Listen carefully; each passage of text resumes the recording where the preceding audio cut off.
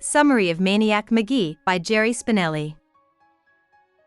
When it comes to Maniac Magee, it is difficult to distinguish between truth and myth. Even now, many stories about him are told in the Pennsylvania town of 2 Mills. We know for sure that he was born in the nearby town of Bridgeport, to regular parents, and that his first name was Jeffrey, not Maniac. But when he was only 3 years old, a train accident killed both of his parents. Little Jeffrey moves to another town to live with his Aunt Dot and Uncle Dan. His life with them is bad, though, because his aunt and uncle hate each other and won't talk to each other. When Jeffrey is about 10 years old, he sees and Dan sitting on different sides of the theater during the school show one spring. He loses his temper, starts screaming, and runs away, vowing to never go back to school. After a year, Jeffrey moves to 2 Mills, but no one is sure how or why. Amanda Beale, a girl, is the first person he meets. Because she is carrying a bag, Jeffrey thinks she is trying to get away. But Amanda's personal library is in the bag. She is trying to hide it from her younger brothers, who are always making a mess. White people usually stay in the West End of 2 Mills, so Amanda is surprised to see this suspiciously friendly white kid in the East End. However, she is a nice girl herself, so she decides to let Jeffrey borrow one of her favorite books. On the first day, Jeffrey shows up in 2 Mills more than once. He takes a football pass from a high school senior player with one hand. He saves a scared child from Finsterwald's garden, who is a scary neighbor that everyone fears.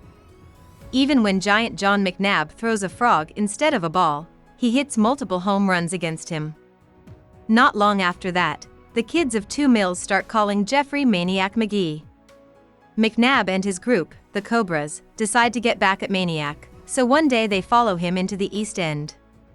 Mars Bar Thompson, who is known for being tough, comes up to Maniac and tries to scare him by calling him Fishbelly and taking a page from Amanda's book. When they finally meet Amanda, she yells at Mars Bar and asks Maniac to come home with her.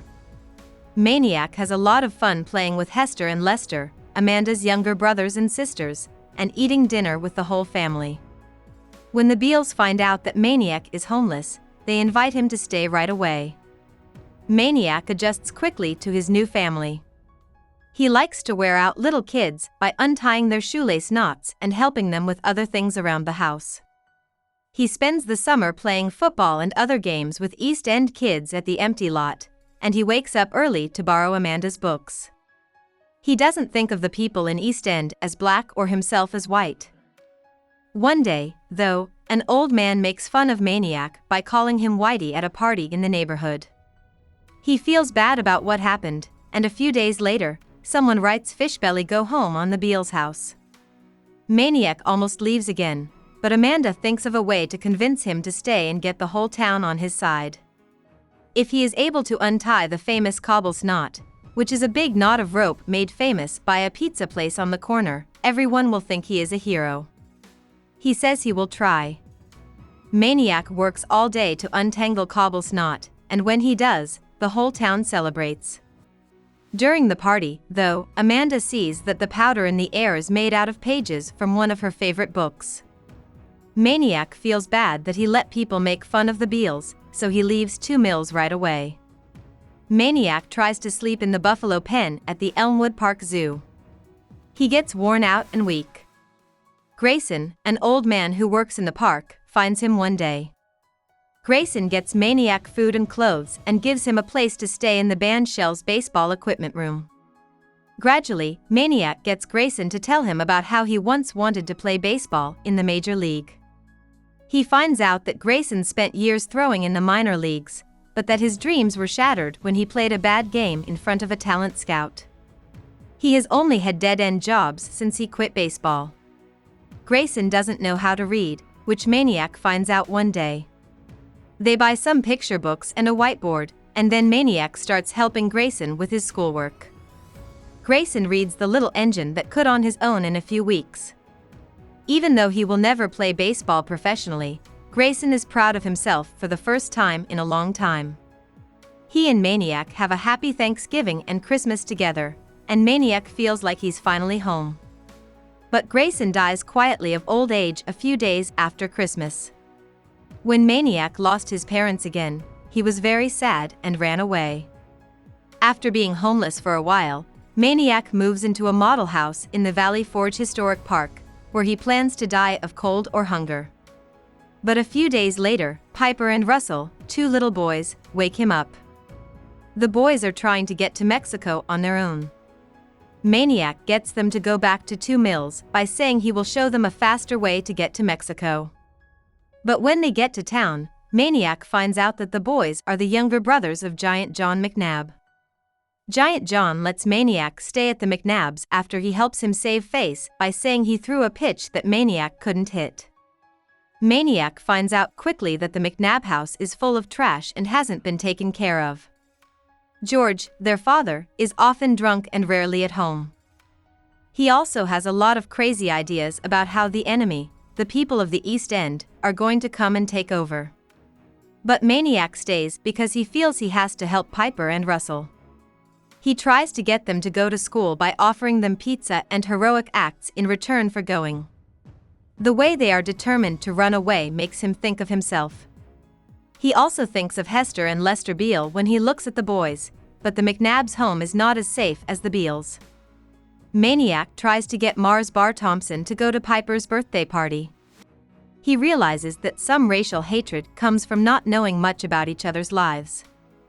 When the meeting is over, Mars Bar goes back to the East End in a bad mood, and Maniac leaves the McNabbs for good. But Maniac and Mars Bar start running into each other as they go around town early in the morning, and they start running together without saying anything. One day, they see Piper McNabb crying, and she tells them that Russell is stuck on the trolley bridge because he is too afraid to move. Maniac walks away quietly as he thinks about how his parents died in the train accident. This gives Mars Bar a chance to save the day.